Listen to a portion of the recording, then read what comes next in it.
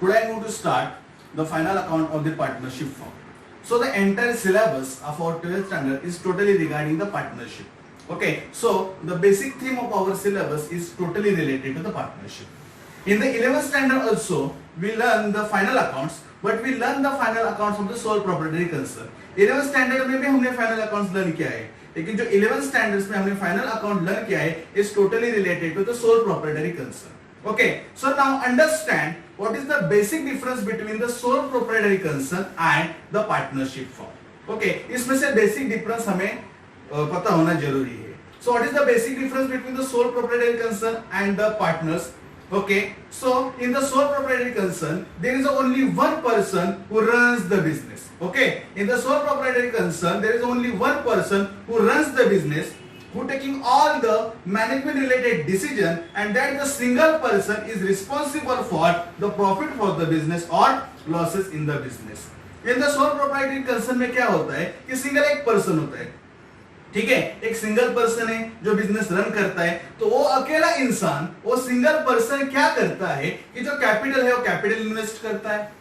तो जो सभी बिजनेस रिलेटेड जो डिसीजंस लेने होते हैं, वो सब बिजनेस रिलेटेड डिसीजंस भी क्या करेगा, वो सिंगल पर्सन लेगा. मतलब उसके बिजनेस को जो भी प्रॉफिट होगा या उसके बिजनेस को जो भी लॉसेस होगा, उन सब को जो रिस्पॉन्सिबल रहने वाला है, वो रिस्पॉन्सिबल रहने वाला वो सिंगल पर्सन है जो सोल प्रोप्राइटरी कंसर्न को रन करता है. Now understand what is the basic difference between the sole proprietary concern and the partnership. Okay, अभी मैंने आपको बताया in the sole proprietary person there is only one single person who run the business. एक अकेला इंसान business run करता है. But now what happens in the partnership firm?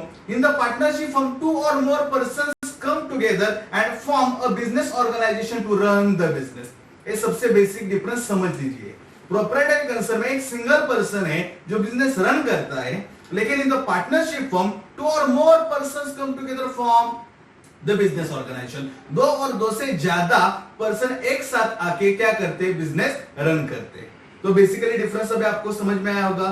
Soul proprietary concern में सिंगल पर्सन है जो कैपिटल इन्वेस्ट करता है. अभी पार्टनरशिप फर्म में टू और मोर पर्सन क्या होंगे, कैपिटल इन्वेस्ट करेंगे. मैनेजमेंट रिलेटेड डिसीजंस भी टू से ज्यादा सब पार्टनर्स मिलके लेंगे.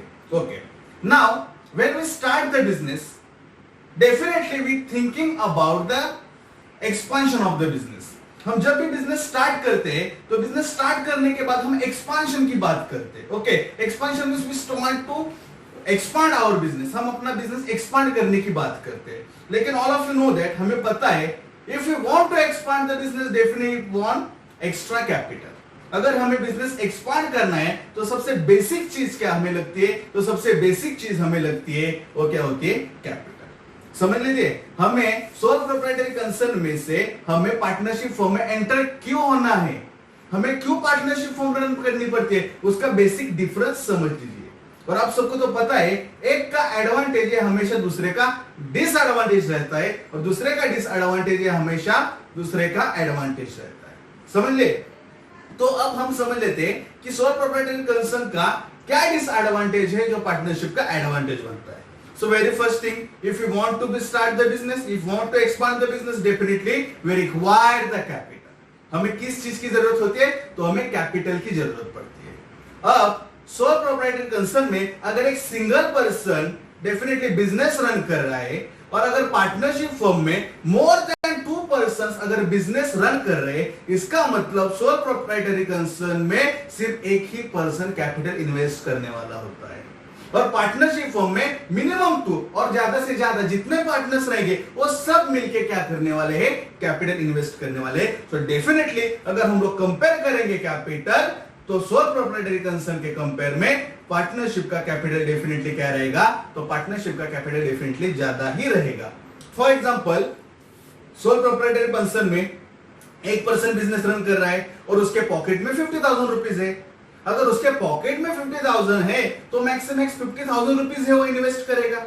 ओके, और अब हम लोग यही एग्जांपल कंटिन्यू करेंगे पार्टनरशिप फर्म में. समझ में आया? सोल प्रोप्राइटरी कंसर्न में एक ही पर्सन है, उसके पॉकेट में 50,000 रुपीज है, तो मैक्सिमैक्स 50,000 रुपीज ही इन्वेस्ट करेगा. अभी हम लोग जो है वो पार्टनरशिप की बात करते हैं. पार्टनरशिप में भी सेम केस है, सभी के पास 50,000 रुपीज है, 3 फ्रेंड्स है.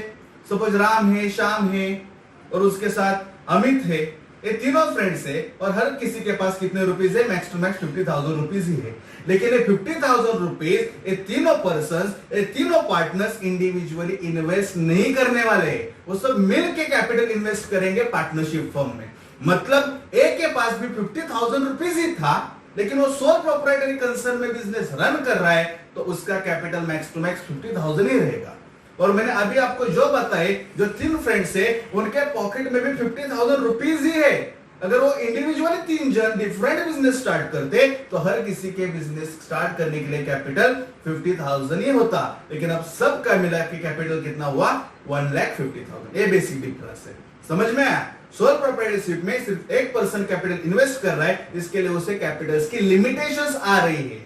लेकिन पार्टनरशिप फर्म में हर कोई मिला के कंट्रीब्यूट करके कैपिटल इन्वेस्ट कर रहा है, तो डेफिनेटली कैपिटल ज्यादा लगता है। हम सबको पता है अगर हमें बिजनेस रन करना है, बिजनेस एक्सपांड करना है, तो हमें ज्यादा से ज्यादा कैपिटल की जरूरत पड़ेगी। सेकेंड बेसिक जो डिसएडवांटेज है सोल प्रोप्राइटरशिप का, मैनेजरियल स्किल। एक ही पर्सन है और एक ही पर्सन सब मैनेजरियल स्किल लगा रहा है, सब जो डिसीजन है वो अकेला ही ले रहा है।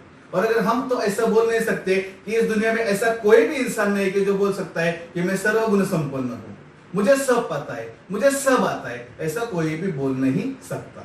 समझ रहा है? मतलब सोल प्रोप्राइटरी कंसर्न में सिर्फ एक ही पर्सन है जो सब मैनेजमेंट रिलेटेड डिसीजन ले रहा है। अभी पार्टनरशिप की बात करेंगे। तीन अलग अलग फ्रेंड्स है, तीनों आके क्या कर रहे हैं, पार्टनरशिप फॉर्म बना के बिजनेस रन कर रहे हैं। अगर सपोज उसमें से कोई एक पार्टनर जो है, वो एक पार्टनर का जो बेसिकली बैकग्राउंड जो है वो बैकग्राउंड कॉमर्स रिलेटेड है, दूसरा जो पार्टनर है उसका जो बैकग्राउंड है वो मैकेनिकल रिलेटेड है, और जो तीसरा पर्सन है उसका बैकग्राउंड एमबीए है। समझ रहा है? मतलब सोल प्रोप्राइटरशिप पर्सन में सिर्फ एक ही पर्सन है और वही सब मैनेजमेंट रिलेटेड डिसीजन लेगा। लेकिन पार्टनरशिप फर्म में जो पर्सन, जो उनका पार्टनर अकाउंट्स में स्ट्रांग है, वो सब अकाउंट्स मेंटेन करेगा। जो दूसरा पार्टनर जो टेक्निकली स्ट्रांग है, वो सब टेक्निकली डिपार्टमेंट देखेगा। जो तीसरा पार्टनर एमबीए हुआ है, वो सब management related, top management, middle management related सब डिसीजंस ले पाएगा।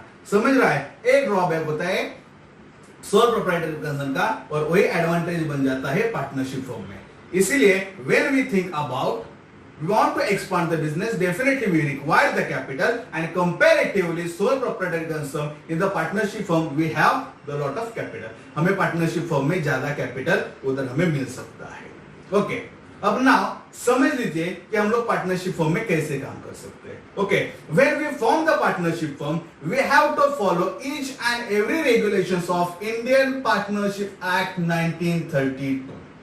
जब हम लोग सोल प्रोप्राइटरी कंसर्न में काम करते होते तो हम हमारे हिसाब से डिसीजन ले सकते हैं। लेकिन when we thinking about the partnership firm, in that case we have to follow each and every rules and regulation of Indian Partnership Act 1932.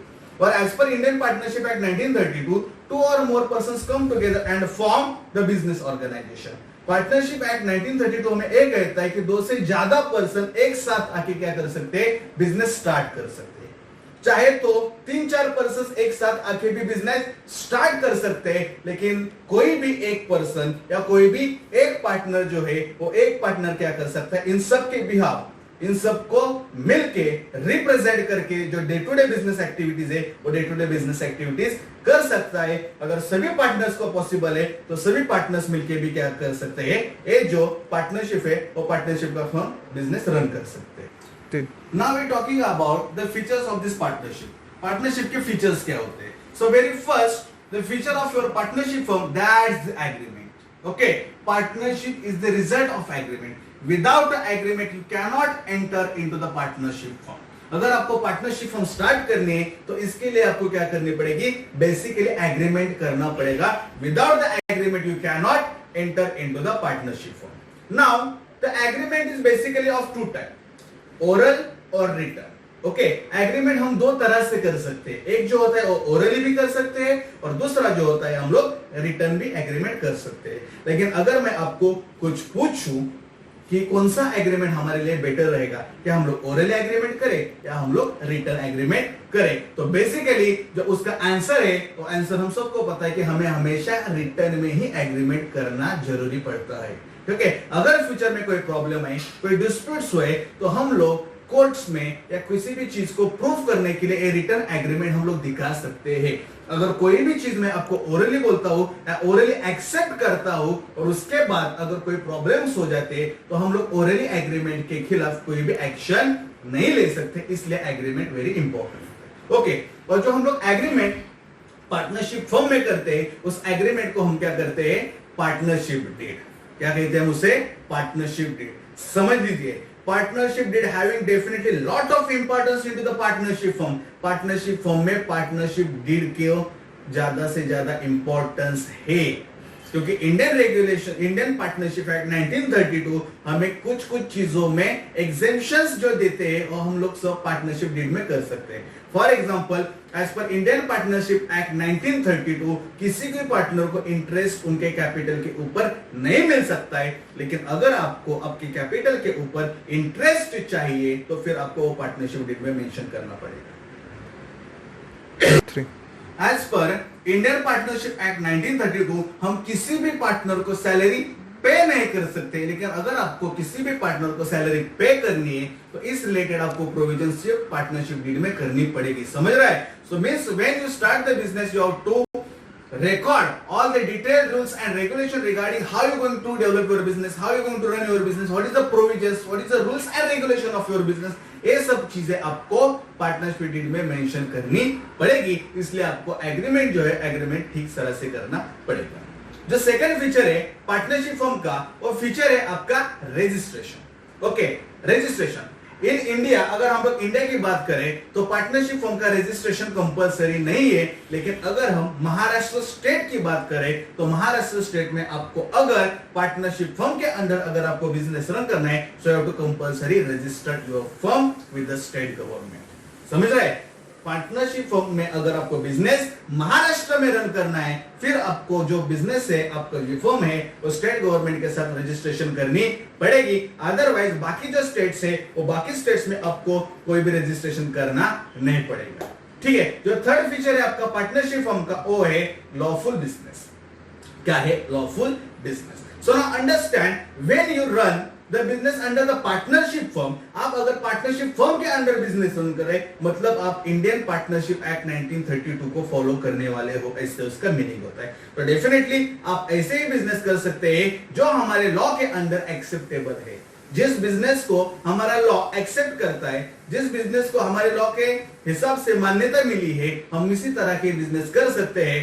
Unlawful business हम लोग पार्टनरशिप फर्म के अंदर नहीं कर सकते, स्मगलिंग वगैरह ऐसे कोई भी चीजें हम लोग नहीं कर सकते। जो बिजनेसेस, जो ट्रांजैक्शंस लीगल है, हम सिर्फ उसी तरह के बिजनेसेस